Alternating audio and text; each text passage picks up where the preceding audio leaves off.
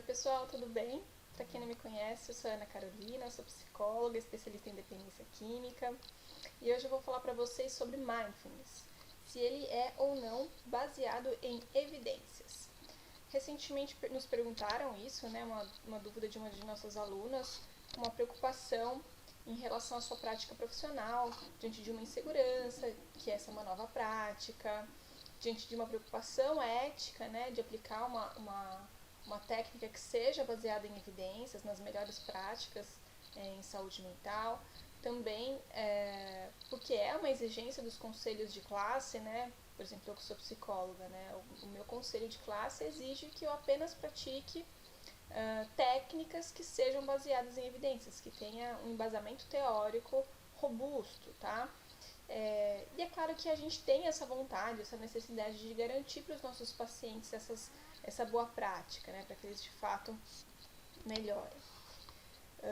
Os benefícios em relação ao mindfulness estão amplamente comprovados, pessoal. Então, para quem tinha essa dúvida, podem se sentir bem seguros para fazer a aplicação do mindfulness. É claro que para aplicá-lo é importante que se tenha tanto um conhecimento teórico, como também uma experiência prática, inclusive uma experiência pessoal do mindfulness, antes da gente aplicar com os nossos pacientes, beleza?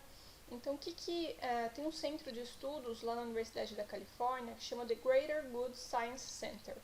E eles colocam que já está bem estabelecido academicamente a eficácia do mindfulness para questões físicas. Por exemplo, mindfulness comprovadamente melhora a nossa imunidade, tá?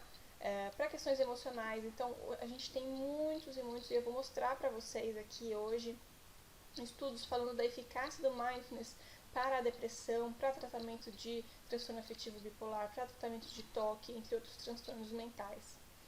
Também tem eficácia comprovada para questões relacionadas a funções cerebrais, funções cognitivas, como, por exemplo, memória, atenção. Já tem bastante estudo publicado, inclusive relacionando mindfulness com prevenção de doenças relacionadas à memória, como Alzheimer. Também é bem importante o papel do mindfulness na questão da atenção, inclusive uma melhora que é possível verificar através de exames de imagens cerebrais, tá? Um aumento da compaixão, uma melhora nos relacionamentos íntimos, por exemplo, com companheiro ou com companheira, relações familiares, na parentalidade. Então, pais que têm uma maior satisfação em relação a como cuidam dos seus filhos, filhos também mais preparados para as questões do dia a dia. Também tem eficácia no tratamento da obesidade, tanto na perda de peso como na manutenção do peso. Isso é uma coisa interessante da gente pensar, né? O mindfulness ele tem eficácia comprovada tanto no curto, no médio quanto no longo prazo, tá? Que a gente não vê em todas as práticas que a gente aplica no nosso dia a dia. Profissionais da saúde também é um público importante em algumas pesquisas relacionadas ao mindfulness por conta do nosso ambiente que é altamente estressante, altamente vulnerabilizante. Então, também é importante que nós, profissionais da saúde, pratiquemos mindfulness. Mas vamos lá aos estudos mais recentes que a gente tem sobre a eficácia do mindfulness. É lógico que aqui eu fiz um recorte para vocês. Para quem tem domínio da língua inglesa, eu acho muito interessante entrar, acessar o PubMed, olhar quais são os últimos estudos que tem, não só sobre mindfulness, né? Eu sempre recomendo isso para os nossos alunos, de entrar, verificar quais que são os estudos mais recentes dentro da sua área, né? Então, nessa ampla revisão que eu fiz aqui para vocês, eu encontrei esse estudo que é muito interessante, que está verificando como que é o impacto do mindfulness, na verdade, da terapia cognitiva baseada em mindfulness, né? Na saúde e no bem-estar mental das pessoas, né? E o que eles verificaram é que em todos os estudos que foram feitos com mindfulness, eles fizeram uma revisão importante e muito metodologicamente adequada desses estudos, que existe uma evidência muito consistente, muito forte, de que, olha aqui, não sei se vocês conseguem ver a minha flechinha, né? Mas estou grifando aqui com a flecha para vocês acompanharem, né? Que tem uma evidência muito consistente Em relação à reação emocional e cognitiva dos indivíduos que passam por tratamento baseado em mindfulness, existe uma evidência moderada, mas consistente, de que melhora a atenção plena. Em relação à ruminação de pensamentos, que em geral é um aspecto muito falado dentro do mindfulness, né? E também em relação à preocupação. E existem alguns estudos preliminares, mas ainda insuficientes, da evidência em relação à autocompaixão, em relação à flexibilidade cognitiva, tá bom? Então, esse é um estudo bem importante, quem tiver a oportunidade de ler na íntegra, eu bem recomendo. Também encontrei esse estudo muito interessante falando sobre como que o mindfulness contribui para a mudança no processo terapêutico, né? E olha aqui nos resultados, de novo, não sei se vocês estão vendo minha flechinha, né? Mas estou marcando aqui para vocês, né? Que também foi um estudo de revisão bibliográfica, né? Que foi encontrado que os principais fatores associados à mudança no mindfulness têm a ver com a tomada de controle através da compreensão, da consciência e da aceitação, né? Aceitação também é uma palavra bem comum aqui quando a gente está falando de mindfulness. O impacto dos grupos, a questão de você levar a habilidade para o dia a dia, né? Então, mindfulness tem muito a ver com prática, com a dedicação diária, né? A prática diária. Em relação aos sentimentos, em relação a si mesmo e também em relação às questões de expectativa. Nós temos muitos estudos sobre mindfulness e depressão. Então, para você que atende pessoas com transtornos de humor, mais especificamente aqui a depressão, a gente tem estudo desde mindfulness para prevenção de depressão, a gente tem estudo sobre mindfulness para tratamento da depressão e também mindfulness para a manutenção do tratamento da depressão. Então, para aquelas pessoas que já estão no pós-tratamento. Beleza? Eu vou mostrar um estudo interessante aqui para vocês. Então, a gente tem aqui um estudo que eu recortei, que fala sobre, então, mindfulness e a eficácia do mindfulness para o tratamento da depressão recorrente. Esse estudo também vai fazer uma revisão bibliográfica e é um estudo da Dinamarca, colocando o porquê que tem sido tão recomendado em todos os guidelines internacionais e nacionais lá no país deles, por que se recomenda tanto o mindfulness, né? Então, colocando aí, mostrando todas as evidências que se tem sobre essa técnica, né? É interessante que é uma revisão de 2017, então vale muito a pena acessar esse estudo, porque ele está bem atual. Outro estudo que eu trouxe aqui para vocês é sobre a eficácia a eficácia e o custo-benefício, né? A eficácia de custo-benefício do mindfulness no tratamento da prevenção de recaída dos sintomas depressivos.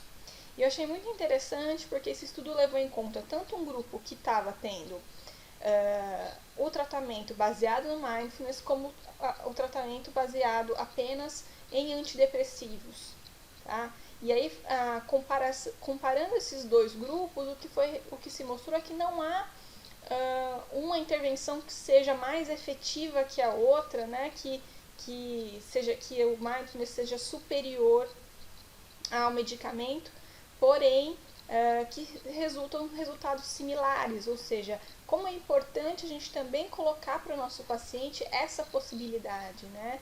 Investigar se para aquele paciente talvez não possa ser uma possibilidade o mindfulness para a prevenção de recaída, né? Então, aquelas pessoas que têm que tomar o medicamento por 2 anos, né? Que geralmente é a indicação para prevenção de recaída de depressão, não teve resultados diferentes, mindfulness e o medicamento. O mindfulness teve uma eficácia um pouco melhor do que o medicamento para aquelas pessoas que tinham um histórico mais grave, principalmente em relação a agressões sofridas aí na infância. Então, muito interessante a gente pensar que, inclusive, para algumas populações, o mindfulness pode ser até um pouco mais eficaz que outras técnicas. Esse outro estudo, também de 2016, vai verificar aí se tem diferença na eficácia do mindfulness entre aquelas pessoas que querem fazer o mindfulness e aquelas pessoas que preferem o medicamento ao invés do mindfulness, né? E o que verificou foi que mesmo aquelas pessoas que preferiam o medicamento, se elas são colocadas para fazer o mindfulness, elas também têm uma eficácia na manutenção dos sintomas, na ausência de sintomas depressivos, tá bom? Então, bem interessante, gente, bem interessante. Realmente o mindfulness, aí nas últimas décadas, sendo estudado como realmente uma alternativa para o que tem sido ofertado até então para os nossos pacientes.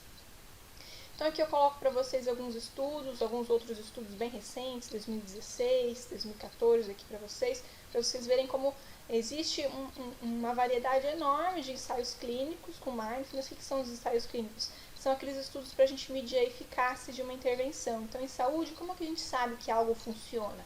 Geralmente a gente faz pesquisas com grupos que estão sendo tratados com a intervenção que a gente quer estudar e com grupos que ou são controles ou grupos que estão sendo tratados com tratamento convencional ou com outro tratamento que também tem uma boa eficácia, para a gente comparar e ver os resultados dessa nova intervenção.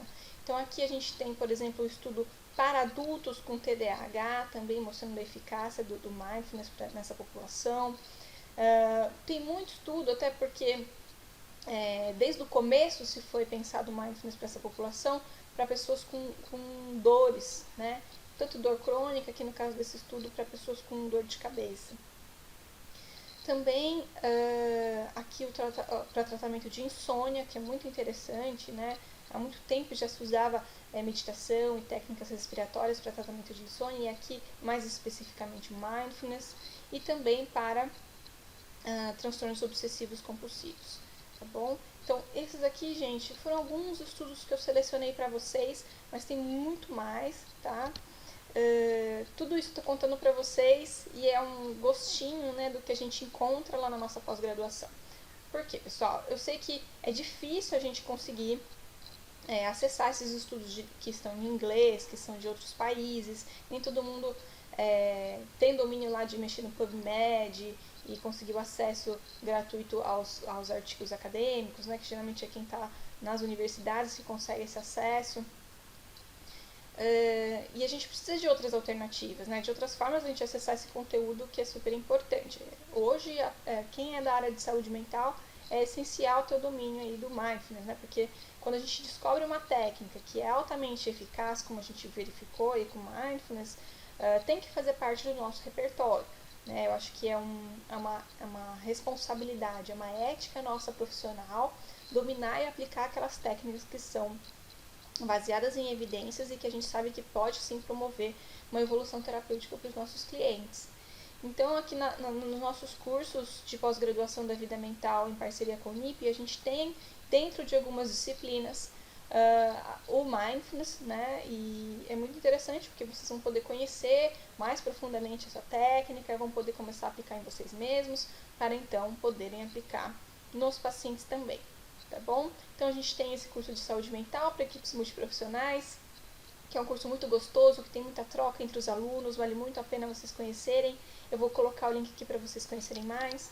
Nós temos a pós-graduação em TCC, Terapia Cognitivo-Comportamental, que tá, assim, interessantíssimo e tem bastante de mindfulness nessa pós, porque a gente tem muito aí internacionalmente, principalmente estudos com a terapia cognitivo-comportamental baseada no mindfulness, né? É uma das abordagens que mais tem utilizado o mindfulness no meio acadêmico.